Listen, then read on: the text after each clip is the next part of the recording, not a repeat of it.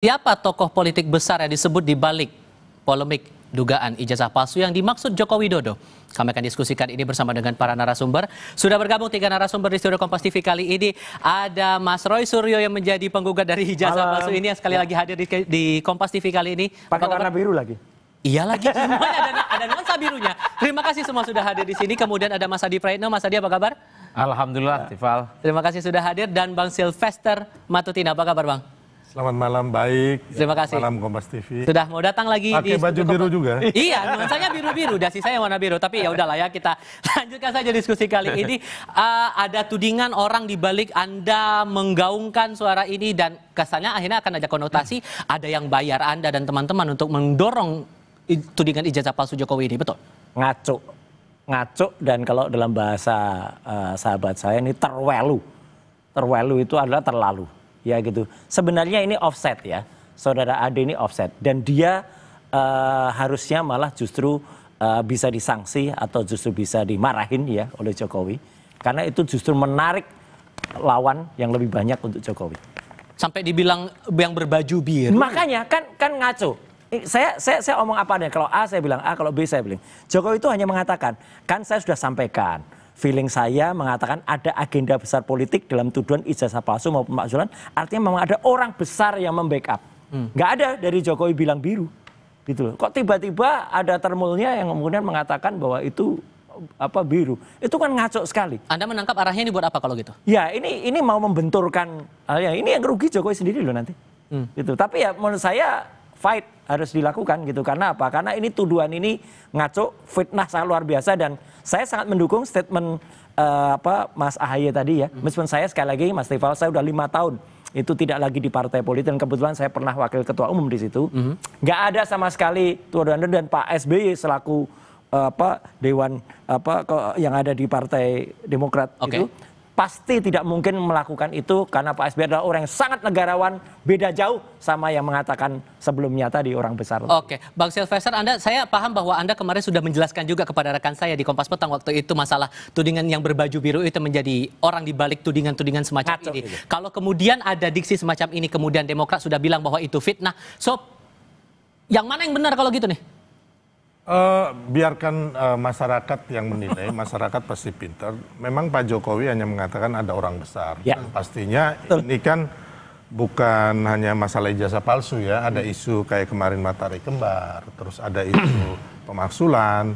Bahkan yang dari awal itu, yang saya bicara dari awal itu isu Indonesia gelap. Itu udah berapa bulan lalu lah saya bicara. Dan apa yang saya bicarakan sih sama persis yang dikatakan Pak Prabowo ya. Jadi Pak Prabowo juga mengatakan terakhir ya kan bahwa isu Indonesia gelap itu dibiayain gitu loh. Dan memang itu fix karena apa? Sudah ada aliran dana dan sudah ada tersangka yang udah ditahan di Kejaksaan Agung ya kan. Nah, kalau yang isu-isu ini ya kalau kita melihat memang pastinya ini kembali lagi ada yang memanfaatkannya secara politik. Mungkin Mas Roy mengatakan bahwa saya nggak dibayar, terus saya ada kebenaran. Pasti, Mas. Ini kan makanya saya mau menguji Anda. Jadi Anda jangan dulu jauh. Lanjut, jadi intinya saya minta sumpah lagi. Mungkin jadi gini, kalau yang berbaju biru itu mungkin saya. Dalangnya ini saya lah. Ini juga baju biru nih. Biru nih. Ya, dia nggak. Jadi intinya bahwa kembali lagi sebenarnya kita ke fokus aja dengan proses hukum yang terjadi sekarang. Tapi kan muncul pertanyaan gini Bang, kalau kemudian mencoba mengadu-adukan Pak Jokowi sementara Pak Jokowi sekarang sudah tidak lagi menjabat sebagai kepala negara dan kepala pemerintahan, Anda menangkapnya sebagai relawan yang nyudut-nyudutinnya buat apa lagi?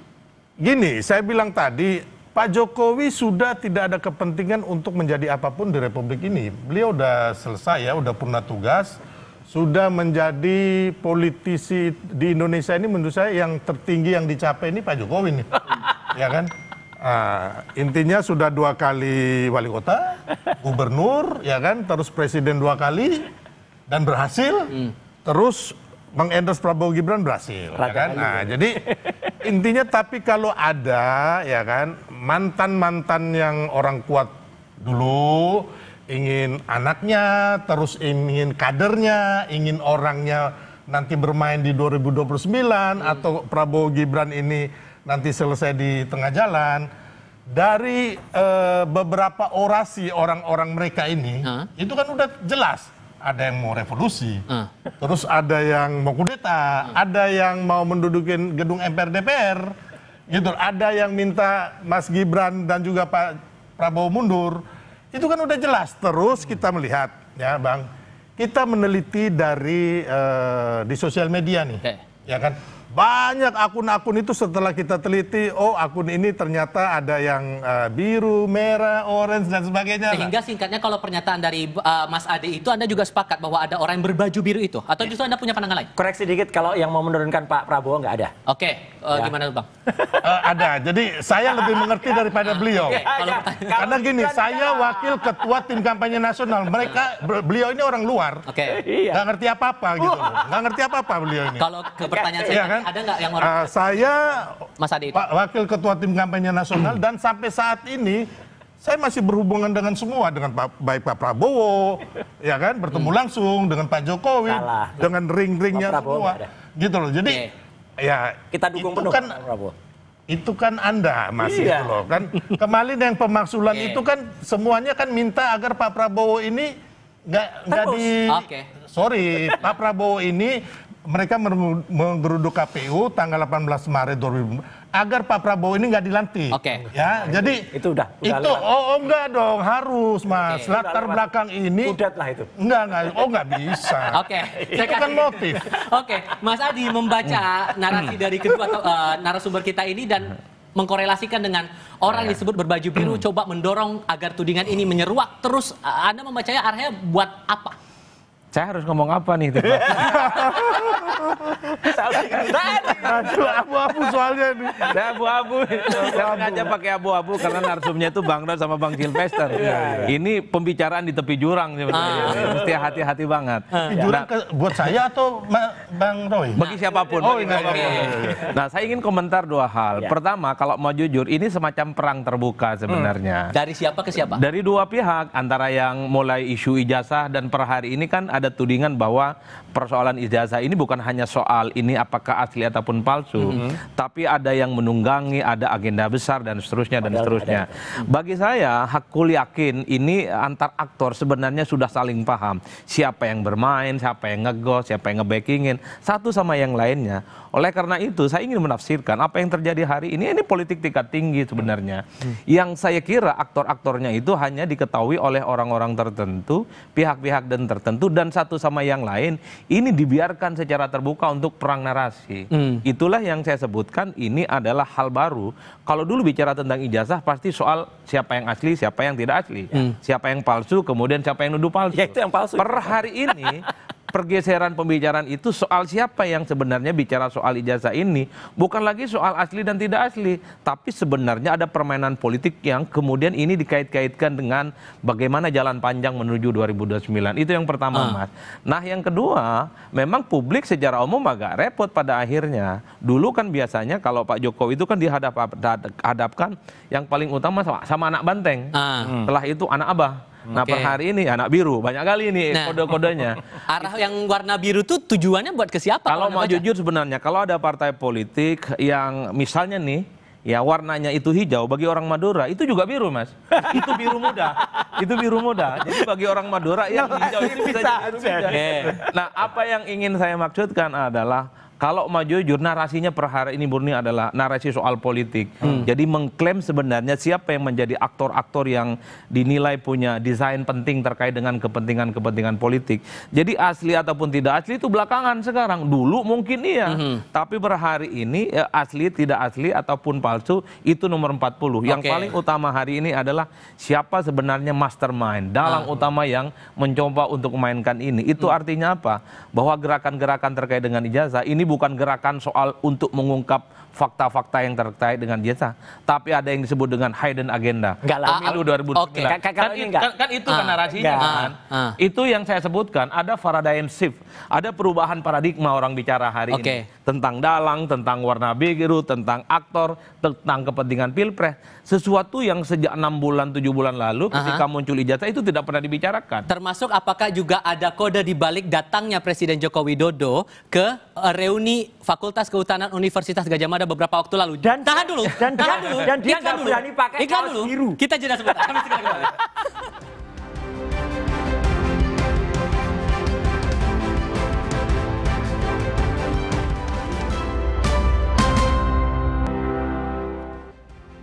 Di tengah hiruk pikuk kasus ijazah ini, Pak Jokowi datang juga ke reuni Fakultas Kehutanan UGM. Kalau Anda membacanya nih sebagai orang yang masih konsisten dengan tudingan Anda itu terhadap Pak Jokowi, itu maksudnya buat apa? Itu reuni-reunian. Nggak ada, nggak mengubah sedikit pun ya, 1 milipersen pun nggak mengubah tentang tuduhan ijazah palsu. Dan satu lagi, dia nggak berani pakai kaos warna biru. Harusnya kalau seorang alumni, pakai dong kaos kayak gini nih. Apalagi itu? Ini Apalagi alumni, itu? alumni Gadjah Mada, bener kalau ini. Padahal sebenarnya dia sebenarnya sudah diuntungkan loh dengan perubahan dari ADART Kagama. Jadi Kagama itu sudah merubah ADART semenjak tahun 2015 di pasal 92 bahwa orang yang disebut alumni itu cukup orang yang pernah terdaftar sebagai mahasiswa. Jadi DO aja, drop out aja, aman dia. Harusnya berani dong pakai kaos biru. Tapi mungkin karena sudah ada tuduhan biru itu, padahal yang nuduh bukan Jokowi, yang nuduh adalah termul-termulnya. Ya, lah itulah. Jadi malah kacau. Ini jadi malah apa kalau dalam kisah pewayangan geger bumi merdikan, bumi gonjang-ganjing nih gara-gara itu. Jadi rusak malahan. Tapi yang penting ijazah itu clear, itu ada pure ilmiah, tidak ada hubungannya dengan bohir-bohiran, tidak ada hubungannya. Datangnya Pak Jokowi itu tujuannya buat memastikan bahwa ijazah ini asli atau gimana Anda menangkapnya sebagai relawan, Bang Sylvester? Ya sebagai orang yang lulus kuliah di situ, ya kan alumni, beliau datang ya kan dan gak ditolak UGM gitu, resmi gitu loh. Jadi saya pikir masalah baju tadi putih atau biru, Mas Roy ini udah kembali lagi selain peneliti, penyidik. Enggak, saya alumni asli kok. Beliau juga perancang busana, jadi ngerti. Semua diborong Masalah ya. ganti-ganti Pengamat hukum juga semua diborong sama beliau ini. Clear. Nah, jadi kembali lagi kalau masalah ijazah ini kembali lagi kalau saya sampai saat ini mohon maaf bahwa saya tidak mempercayai penelitian Mas Roy dan kawan-kawan. Karena apa? Yang diteliti itu hanya digital dan ini nggak bisa dibawa ke pengadilan. Bisa kalau ada aslinya. Nah, jadi memang tidak bisa peneliti dari awal ini ya kan digital nggak bisa. Yang harus diteliti itu yang otentik atau yang original. Ya kan? Original asli atau original palsu. Originalnya nggak pernah keluar. Ya, jadi terus kalau masalah bilang nggak ada pendanaan, mungkin Mas Roy saya yakin nggak. Karena ini orang kaya, ya kan? Jadi nggak. Tapi kalau ada yang dirawat di rumah sakit di luar negeri, terus yang ke luar negeri, yang ngasih duitnya saya tahu masalahnya. Yang ngomongin siapa nih? Ini ngomongin siapa nih? Saya nggak bisa ngomong orangnya, tapi intinya bahwa jangan dong, ya kan? Jangan dong. Harus berani. Saya nggak mau jadi tersangka juga bos. Nggak enak, nggak. Intinya bahwa dalam politik pendanaan itu pasti ada. Kan dana operasional untuk gini. Kita bikin teman-teman ini kan bikin acara di hotel. Ya kan? Terus di Gedung Juang, ya kan? Terus ke Solo. Siapa pendanaannya gitu loh kan? Intinya kan pasti ada yang membantu Mas Roy, ya kan? Saya nggak ngomong secara halus ada bohirnya, tapi ada yang membantu. Mungkin saya juga membantu loh, jangan salah loh. Karena itu kan teman-teman saya juga. Nggak yang di situ teman-teman saya juga, gitu loh. Anda menangkap ada pesan politik di balik Pak Jokowi datang di tengah hiruk pikuk ini? Ya saya kira sederhana, tentu sebagai upaya untuk mengamputasi persoalan ijazah ya. Karena kalau ada reuni dan kemudian itu kan menegaskan bahwa Pak Jokowi dengan teman-temannya sudah saling berkenalan satu sama yang lain. Apalagi dalam pertemuan itu misalnya Pak Jokowi kan berkelakar begitu banyak tentang KKN, apalagi tentang skripsi dan seterusnya. Dan mempermalukan temannya itu nggak bagus betul. Tentu nggak negarawan betul. Tentu itulah upaya-upaya untuk menghilangkan spekulasi-spekulasi terkait dengan tuduhan ijazah itu. Tapi kan problemnya soal ijazah ini kan tergantung bagaimana iman politik posisinya, Mas Iqbal. Kalau berada di posisinya Bang Roy, apapun yang dilakukan oleh Pak Jokowi pasti salah. Tapi kalau berada di posisinya Bang Sylvester, apapun yang dilakukan oleh Pak Jokowi pastinya benar sebenar-benarnya. Itulah yang saya sebut agak bingung saya pakai baju, pakai abu-abu, cari aman sebenarnya.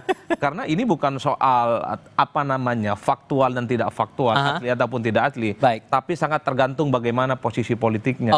Dan tentu tidak semua orang akan memahami ini secara konkret. Mas Roy, Mas Adi, Bang Sylvester, terima kasih banyak sudah hadir dalam diskusi kami kali ini. Dan terima kasih juga untuk Anda sudah menyaksikan Sapa Indonesia malam kali ini. Sebelum kami tutup, kami ingatkan Anda untuk jangan lupa cukupi kebutuhan air mineral Anda setiap hari dan rasakan kesejukannya. Semoga akhir pekan Anda menyenangkan. Saya Tifal Solesa pamit. Selamat malam. Alam. Enak Silakan, benar nih. silakan. Terima kasih.